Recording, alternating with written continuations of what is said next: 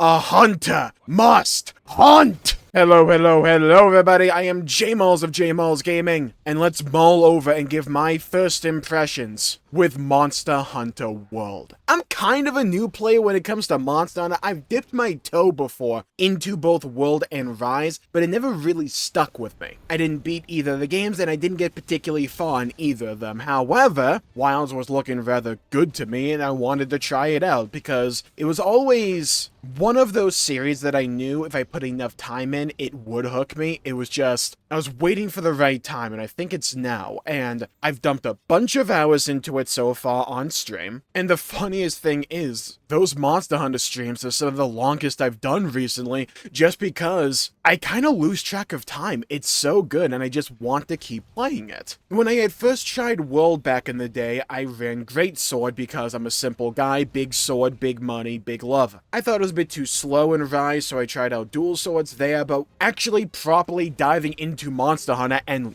learning how to play the game and not just spamming, I decided to throw myself into the proverbial deep end, and the first weapon I ran in World with this recent playthrough was Charge Blade. And Monster Hunter professionals out there, or veterans of the series, will go, "Oh, you're brave, aren't you?" Because Charge Blade is considered to be one of the more technical weapons, and I kind of learned that one quickly. And I ran Charge Blade for the longest time, like 8 hours or so, and I did really enjoy it because Charge Blade is essentially a sword and shield that you build up a gauge for, and then you can combine the sword and shield into a giant axe and spend that gauge on these electrified attacks. It's really dang cool, but it gets rather technical when it comes to building up charge, spending that charge, and your various combos and all that. But it was really dang cool and fun, but people in my chat just kept saying, "Hey, Jmulls, maybe you should try Switch Axe." You may not be aware, but I tend to be rather stubborn when it comes to this stuff, and I stuck with Charge Blade for a while until I eventually said, you know what, I'm gonna try the Switch Axe. One of the coolest elements to Monster Hunter is that each of the different weapon archetypes, of which I think there's 12 or 14, I didn't count, each of them plays fundamentally and completely differently to each other, which produces an entire different game feel because the pacing can be different, the technicality of these weapons is different, the ways you interact with the environment or the boss is different, and it's cool because this makes it feel as if each weapon, you're essentially playing a different game. It's not just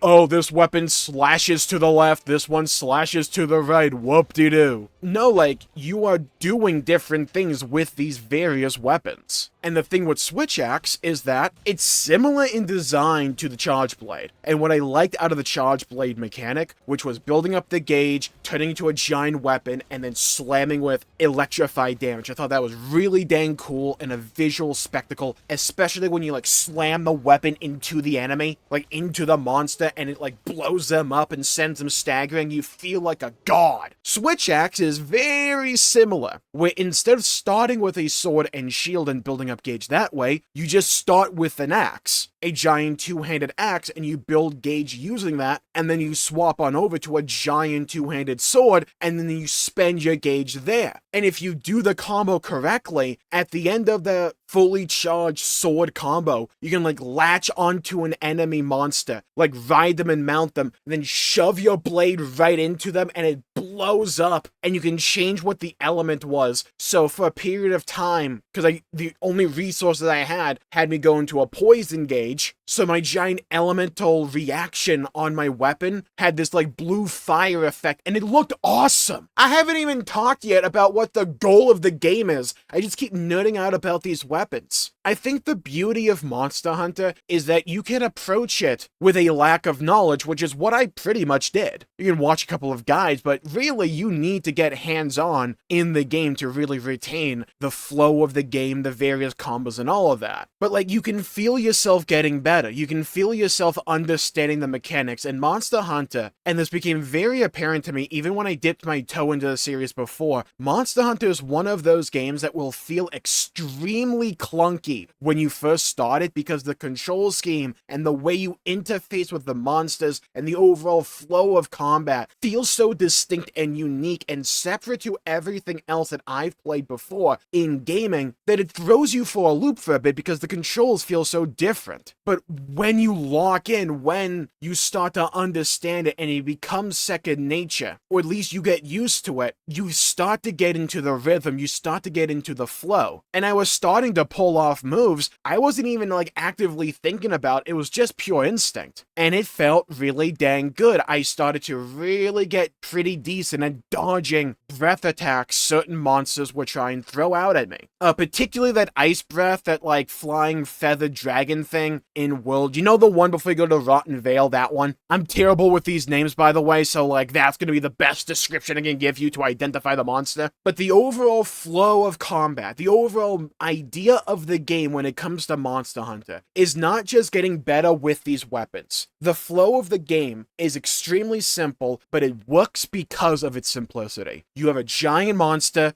you go and kill him. When you kill him, you scalp it, rip its claws out, tear its scales apart, you scavenge its corpse for materials that you then use for upgrades. You can upgrade your weapon, your armor, or the weapon and armor of your cat companion called a palico, and I love these guys. I love palicos. And with your improved gear, you can then go fight even tougher monsters, and then scavenge them for resources to make even better gear so that you can tackle even tougher mobs. It's a really simple gameplay loop, right? But it works! It simply works! And this may sound a little bit awkward and like, Jmulls, where is this coming from? But I play MMORPGs. They are my favorite genre of game. And like the gameplay loop there reminds me of the gameplay loop here with Monster Hunter, just in a single player environment. Even though Monster Hunter can be multiplayer. We'll kind of get to that. But in an MMO, when you get to endgame, you get better gear to fight tougher challenges, to get even better gear to tackle even tougher challenges. That gameplay loop is something that's been with me throughout most of my life because I grew up with MMOs. So I picked up on the gameplay loop here with Monster Hunter very intuitively. It's not like MMOs are the only genre of game that have that loop. It's just they focus in on that loop a lot, and that's the genre of game that I have the most experience with. And the funny thing is, story's never really talked about that much when it comes to Monster Hunter, at least in my opinion, and from my own experience, but it's not as bad or as non-existent as you would probably think. It's not like revolutionary or world breaker or anything like that, but it's decent enough. And I am interested in things like Zora Magdaros, the true nature of the new world, and all the things that are actually going on. I know some people get annoyed by the handler in Monster Hunter World, and I get it because she repeats the same dialogue a lot and all that. I kinda like her, she's fine. There isn't really a character that I dislike in this game, but Monster Hunter does one of those things that I think is so important to do for games like this, and that is, you have this really rock-solid gameplay loop, and this really cool world, fill it with diverse things to look at, but also really big and colorful characters, and that's what Monster Hunter does so well. And they feel as if they make everything an event. In a good way, right? And I'm mainly just talking about the food here. But, good God, the food cutscenes are immaculate, dude! They're so good! And they make me hungry whenever I have to watch them. Now, I am sure that if you go back in the VODs of me playing Monster Hunter World, and you go to specific fights, and maybe go, Jmulls, you sound really different here than you are when you're actually streaming this game. You sound rather irritated and upset there, and you're screaming at the top of your lungs. And yeah, that's just kind of how I play tough games, so don't read much into it. I always say on stream, never really take what I say in the heat of combat seriously. Wait till after I beat the boss. I love how I can get 2 hits in before he flies away to another zip code. This is my favorite part of this. Oh my God! Why does my guy run like he's got diarrhea pants or something? I'm going to scream. But yeah, I think it is fair to say, and I don't know why this really always happens to me, it's the games I get the most annoyed by. Those are the games I tend to stick with the most. Because there are mechanics in this game that do, tick me off. Generally speaking, I am never really a fan of game mechanics that take control away from me as the player and force me to just stand there. This game is rife with them. Whenever a monster, yells or roars, you get this stun. I think there's ways to mitigate a lot of these elements, by the way, I haven't gotten to those parts yet. yet.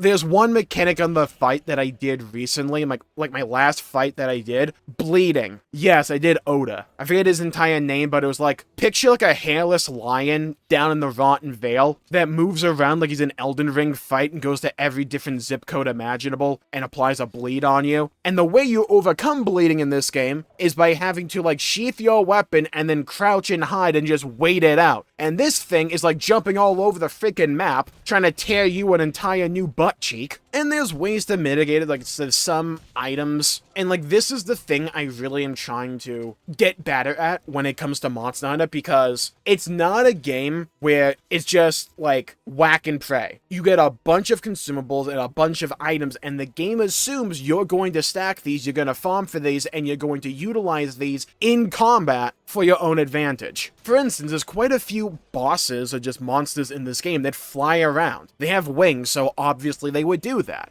But there's various ammunition in this game that you can use with your slingshot thing to stun them in air and force them to fall down. You can't carry too many of these things, but if you really want to interrupt them, you can use it, like a flash pod. And remember that like feathered dragon thing right before you get into Rotten Vale? People were hyping that thing up in my stream chat saying, oh my god, this fight is so annoying. I had flash pods, because someone also mentioned that flash pods were good there. I used them sparingly, but when I used them, it completely changed the pace of the fight. And that's an element to this game that I think makes everything work. I think Monster Hunter is one of those kinds of games where it feels like such a cohesive and engaging experience because everything is firing on all cylinders. And it's one of those experiences where it's all or nothing. And if one of those key pillars falls through or under-delivers or doesn't do what it needs to, it would compromise everything else. Not only do you have really fun weapon combat, but you also have really good weapon diversity with the offerings available to you. But it wouldn't amount to anything if the actual monsters you fight weren't fun and engaging, but also different to each other. No two monsters that I fought in this game feel similar to each other. They may have very slight similarities, but they always feel unique to one another. Like a raptor that I fought that tries to flashbang me with its ear things. Really cool. But likewise, if you had really good fight design, it wouldn't amount to much if the actual combat with your weapons was subpar.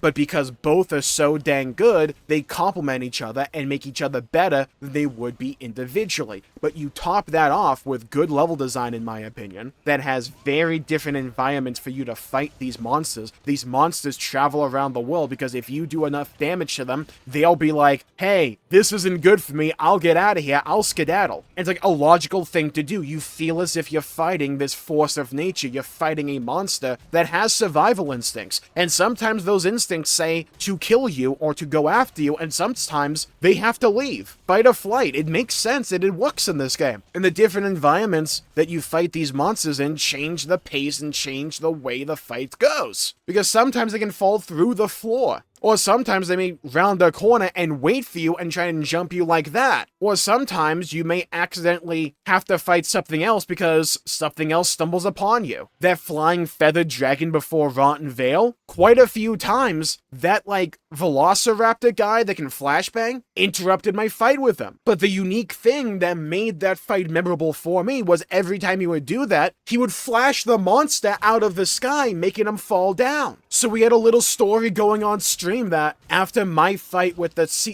I think his name was like a Tsitsi Yaku or whatever, that we became friends, and he comes in to like save my butt against that dragon guy on occasion. Because it happened more than once. It happened like 3 times over the course of the fight. He would just stroll up, flashbang the mob for me, and then leave. And going back to what I was just talking about, because all of these elements work so well by themselves, but also with each other, what you get is a really memorable and simple, but engaging and deep gameplay loop that works off of itself, so that every time you go out into this world, every time you fight something, it feels unique and personable to you because it's your own story. That is the beauty of Monster Hunter storytelling, in my opinion. It's not the characters, it's not the cutscenes, those are okay. The real great story going on here are the little moments, the little stories, like a fisherman telling tales of his catch. You get tales of you felling these monsters. It's its own journey, its own adventure, and it's so dang satisfying.